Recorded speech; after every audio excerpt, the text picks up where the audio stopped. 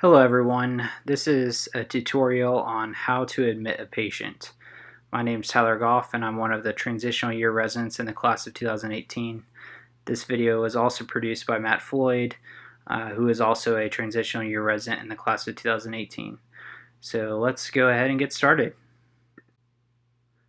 So one of the first things you're going to do when you log into Epic is you're going to go and you're going to scroll to the main list that you see on the left side.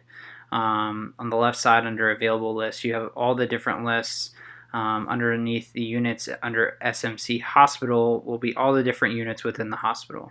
So we're going to go ahead and click on SMC Emergency Center. Then we're going to click on our patient. This patient's name is Terry.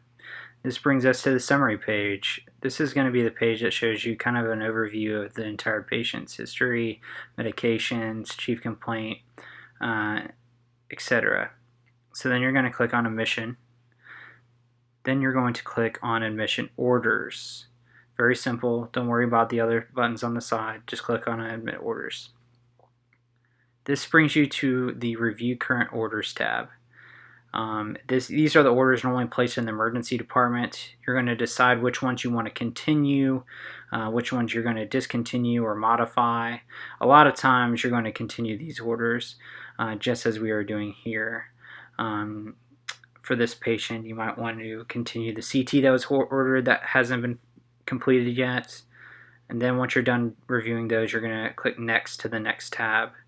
This is going to go to the Reconcile Home Medications tab.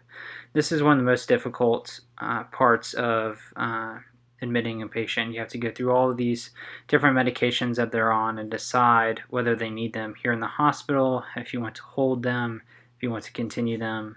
But this can be quite time consuming. But once you're done, you're going to click the next tab. This brings you to the New Orders tab. So here in this box, you're going to see where you can place orders that you want to order for your patient. These are going to be orders that weren't started in the emergency department. These are your orders that you're wanting them to perform once the patient gets to the floor. So we're going to assume that Terry was here for stroke-like symptoms. So we're going to work her up like a stroke patient. So getting an MRI of the brain with and without contrast would be indicated.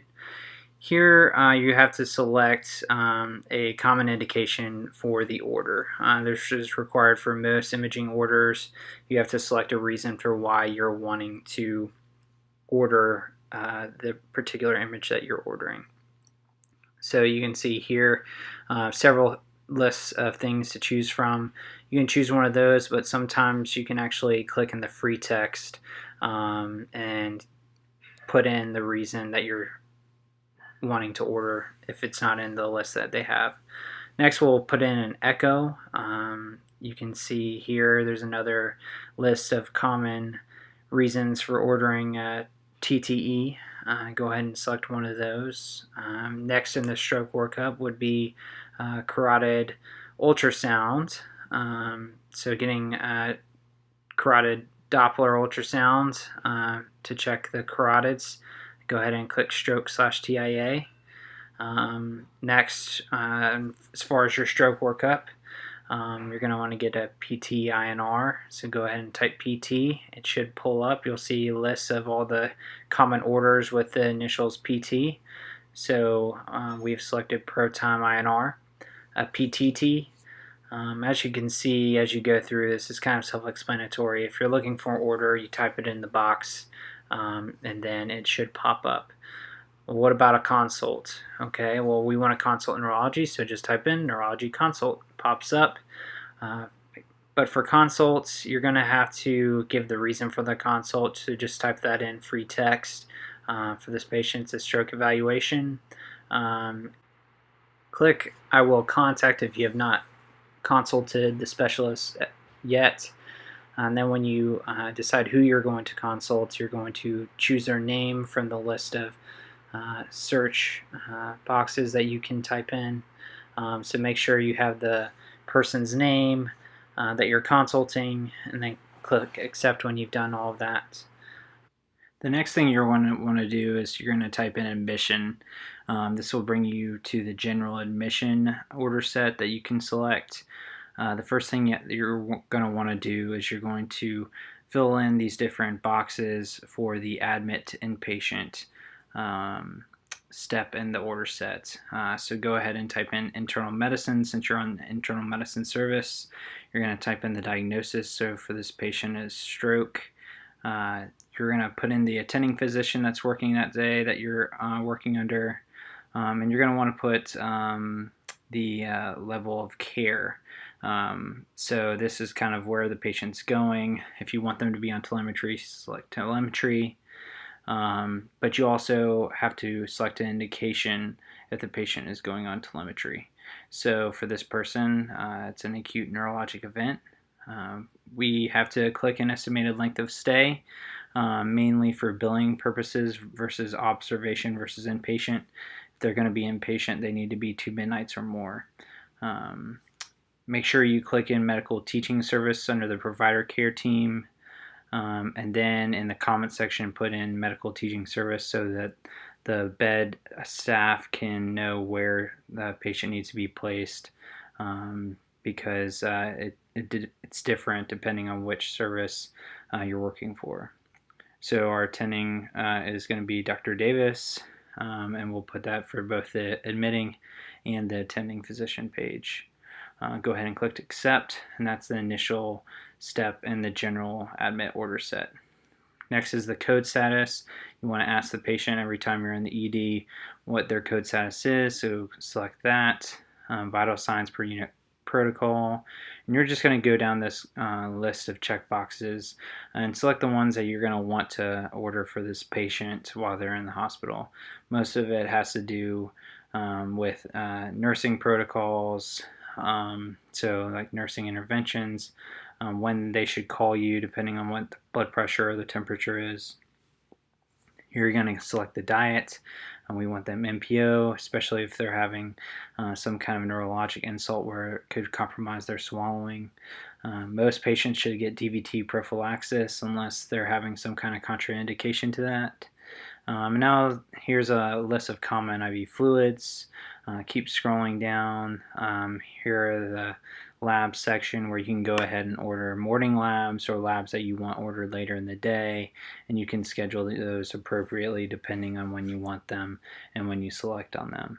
But as you can see, there's just basic categories of labs, imaging orders, cardiac studies, and that pretty much completes the general admission order set. Now we're going to select a few more different orders. For this patient, we're going to go ahead and get physical therapy, occupational therapy, and speech therapy on board. So every time you want to put in a new order, you're just going to go up to that box that you see here, the additional admission orders, and type that in. It's pretty self-explanatory. Again, the most important thing during these admit orders is the general admission order set, but for every additional order you just type it in that box that we just showed. Now when you're done completing all of your new orders, you're going to go to the review and sign page. This is where you're going to review all the orders that you placed. It's just good to get an overall view of what you put in and make sure that everything looks correct before going ahead and signing all of these and having it released to the nursing staff for them to go ahead and put these in place. Make sure you haven't accidentally ordered something scheduled at the wrong time, and make sure that they all look correct. Once you click sign and hold, a box will pop up asking for you to put in your attending as your cosigner. Once you do that, you'll hit accept, and that will finalize your admission orders. So now the admission orders have been placed. The nursing staff should receive them, and the bed selection staff should be selecting a place in the hospital for your patient to be moved to from the emergency department. So in the meantime, what you're going to want to do is you're going to go ahead and start creating your H&P. All of us have had practice doing this in med school, but now you just have to do it in Epic. So you're going to click on Notes, click New Note. The type is an H&P. Then you're going to click on your service. This needs to be internal medicine. Then you click on your cosigner. This will be your attending. So our attending is Dr. Davis, Brandon Davis, not Adam Davis. Make sure you click whoever your attending is. That will be your cosigner for your note. Then we're going to look for the dot phrase. The dot phrase that we're looking for would be .HNP. This would be a dot phrase that one of your fellow family medicine residents or upper level family medicine residents would have already in their list of dot phrases. So you could copy it from them and then add it to your list of dot phrases. This will be the template that you will use for your H&P. So once that's concluded, you go ahead and sign your notes.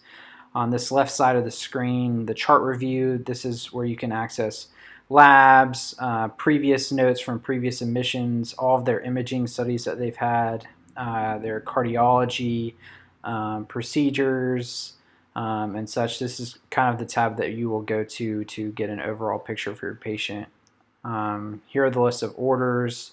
On the orders tab, you can look at the order history. These are all the medicines that they've already been given during their stay in the hospital. And you can see what the emergency department has already given and ordered. So at this point, you've admitted your patient, you've placed admission orders, and you've written your H&P. So this concludes our tutorial on how to write admission orders. Please make sure to check out our tutorial video on how to place discharge orders. It's been a pleasure teaching you guys, and I hope you enjoy your intern year. Thank you.